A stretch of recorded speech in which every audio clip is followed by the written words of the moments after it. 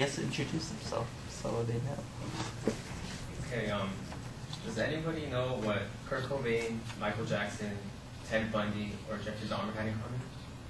They all suffered from mental disorders. Now imagine if Kurt Cobain or Michael Jackson were still creating music that transcended generations. This could have been possible if they would have sought out after professional help. And by help, I mean psychotherapy. I've always been fascinated by the way people think and by the way they behave. And so today, I want to explore two forms of therapy in psychology, which are psychoanalysis and behavior therapy. The first form of therapy that we will discuss is psychoanalysis. Sandra Ciccarelli, author of Psychology and Exploration, defines psychoanalysis as insight therapy based on the theory of Sigmund Freud, emphasizing the revealing of the unconscious conflicts. To understand our unconscious mind, we must first understand how Sigmund Freud described our personality. The first part of our personality is the id, which is the unconscious, and it is present at birth, and it is completely pleasure-seeking, and it's amoral, and it drives our hunger, our thirst, and our sex. And the id lives by the motto, if it feels good, do it. So, in other words, the id is the devil on our shoulders. Its counterpart is the superego, which is the moral center of our personality. So that can be described as the angel on our shoulder. The third part of our personality is the ego, which is developed out of the need to deal with reality. It's conscious and it is logical and rational. So in essence, the ego is the person stuck in the middle trying to decide which one to listen to. Here are some pictures to help you understand what I'm talking about. On the picture on the left, the id is saying, I want it now. And the superego saying, you can't have it, it's not right. And the ego is stuck in the middle saying, I need to do a bit of planning to get it. And this picture on the right shows how the id is completely unconscious. It is completely underwater. And the superego is mostly unconscious and somewhat conscious. And the ego itself has a nice balance between conscious and unconscious. Dream interpretation is another important part to psychoanalysis. The first part of dream interpretation is manifest content, which is the actual dream and the events that occur in the dream. So for example, if you have a dream that you're walking your dog and your dog runs away, that's the manifest content. The second part is the latent content, which is the hidden symbolic meaning to the dream. And if the latent content is interpreted correctly, then it can reveal unconscious conflicts. So if we go back to that dream where you walk your dog and your dog runs away, an expert might interpret it as saying, maybe you lost someone special in your life. Since dogs are associated with loyalty, maybe you feel that someone loyal to you isn't there for you anymore. Pre-association is another psychoanalytic technique that encourages the patient to talk about anything that comes into their mind without fear of being judged. This is important to the therapist because every single word that comes out of the client's mouth is a clue to the unconscious mind. So now that we have covered psychoanalysis, the second form of psychotherapy that we will discover is behavior therapies. Now, behavior therapies are action therapies that are aimed to change disordered behavior. The first method is systemic desensitization. In this method, the client and the therapist work together, and they make a list of the client's fears from smallest to greatest. And so they work together on the first fear. So for example, this young lady might have a fear of spiders. And once the client and the therapist get over this fear, then they move on to the next item. Flooding is a more drastic technique in which the therapist just exposes the client to whatever they fear.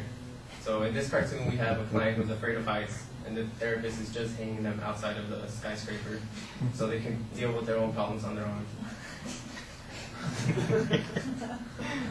Now, modeling is another behavioral technique which we learn through observations and imitations of others.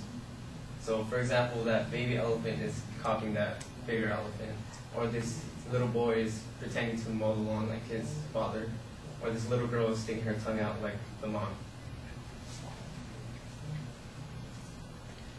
Reinforcement is probably the strongest behavioral technique.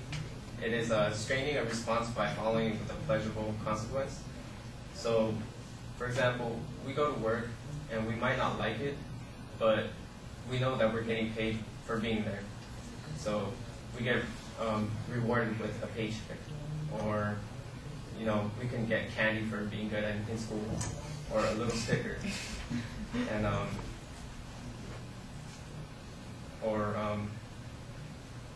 lost my train of thought. Okay. Anyways, there are many forms of therapy, but psychoanalysis and behavioral therapy are probably two of the more common ones, and they have a lot of empirical evidence to show its effectiveness. And it is estimated that 75 to 90% of people who receive therapy feel better after they're done, and the longer that they are in therapy, the more improvement that they show. Will Lee, counselor and network writer, notes that psychotherapists apply many different forms of these therapies in their own practices. So therapy may not be for all of us, but if we know which kind of therapy,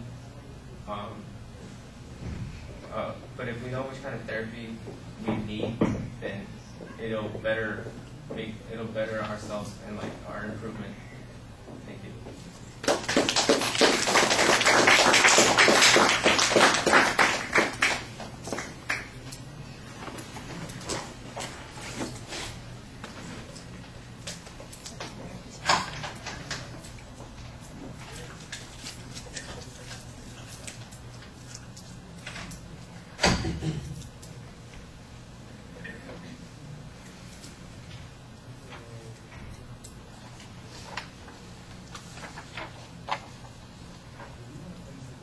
So Stephanie, what did you think?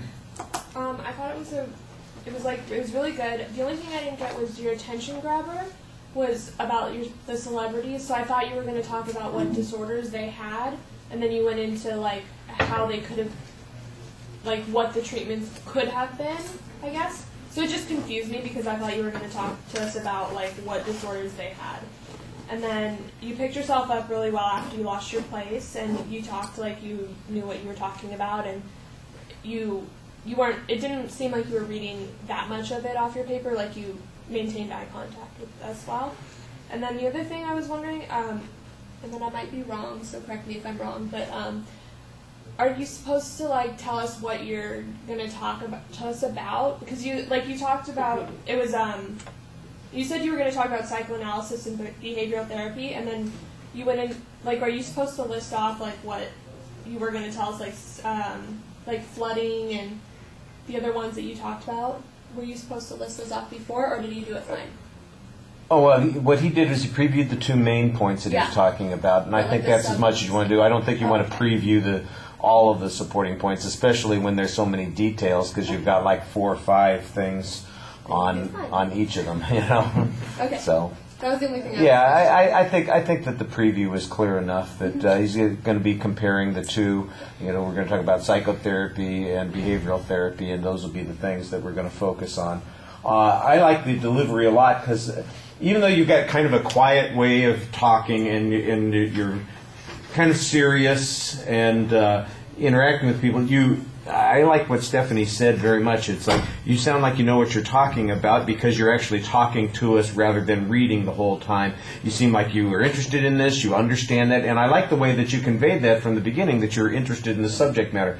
I understand what she's talking about when it comes to the attention device, mentioning all the celebrities. It would have been interesting, for instance, if you had some of those celebrities or some other celebrity who had used those different techniques. For instance, what celebrities have gone through psychotherapy, or which ones have had to have behavior modification, and did it work? Apparently it didn't work with some of them, and they went off the deep end, and others, they could have been in therapy for years and it didn't help them at all. I don't know, something else might have worked a little bit better. I understand the idea because there's definitely a mental disorder, illness, I don't know if you want to say mental illness, but they have issues, as you would say. And I think that the idea of that as an attention device makes sense, but since your focus is really on the types of therapies that you're dealing with, I don't know, something else might have worked. You had, I like the cartoon that you had, the Far Side cartoon.